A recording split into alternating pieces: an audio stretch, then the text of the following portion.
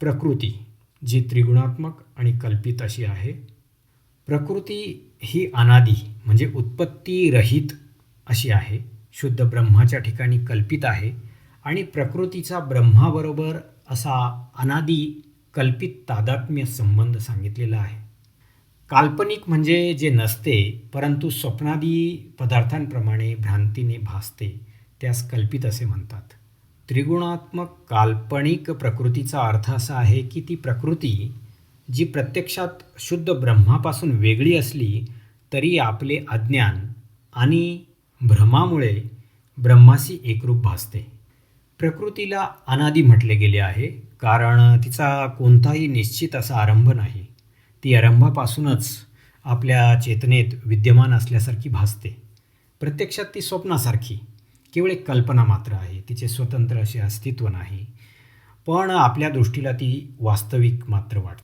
प्रकृतीच्या आत 3 मूलभूत गुण कार्यरत आहेत: सत्व, रज आणि तम. हे गुणच संपूर्ण जगातील बदल, विविधता आणि अनुभवांचा पाया आहेत. सत्वगुण शुद्धता, ज्ञान आणि शांततेचे प्रतीक आहे. रजगुण गती, क्रिया आणि आकांक्षेचे प्रतिनिधित्व करतो, तर तमगुण जडता, अज्ञान आणि आळशीपणाचे द्योतक असे आहे. या तिन्ही गुणांच्या परस्पर मिश्रणातून आपला भौतिक जगाचा आकार निर्माण होतो आणि आपल्याला खऱ्या स्वरूपापासून दूर ठेवले जाते. जेव्हा आपण या त्रिगुणात्मक प्रकृतीला तिच्या खऱ्या स्वरूपात म्हणजेच केवळ एक काल्पनिक आवरण म्हणून ओळखतो तेव्हा आत्मज्ञानाच्या दिशेने एक महत्त्वपूर्ण पाऊल पुढे पडते. हाच समज आपल्याला हे जाणून घेण्यास मदत करतो की आपण या प्रकृतीच्या गुणांपलीकडे शुद्ध चेतन स्वरूप आहोत.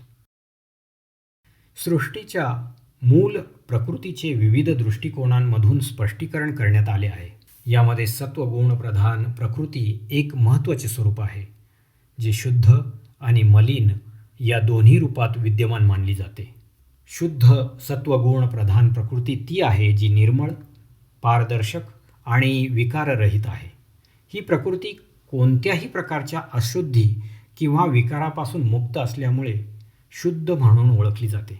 याच अवस्थेला माया असे म्हटले जाते. माया म्हणजे जी प्रत्यक्षात नाही परंतु भासते. येथे या, मा, सा म्हणजे जी, नाही, ती या 3 शब्दांपासून माया हा शब्द बनतो. याचा अर्थ असा की जगाचा जो आभास आपण अनुभवतो तो वस्तुतः सत्य नसून फक्त एक आवरण आहे. शुद्ध सत्वगुण प्रधान प्रकृती ही या माईक आवरणाच्या रूपात ओळखली जाते. दुसरीकडे मलिन सत्वगुण प्रधान प्रकृती ती आहे ज्यामध्ये किंचित अशुद्धी किंवा विकारांचा अंश मिसळलेला असतो. हीच अविद्या निर्माण करते.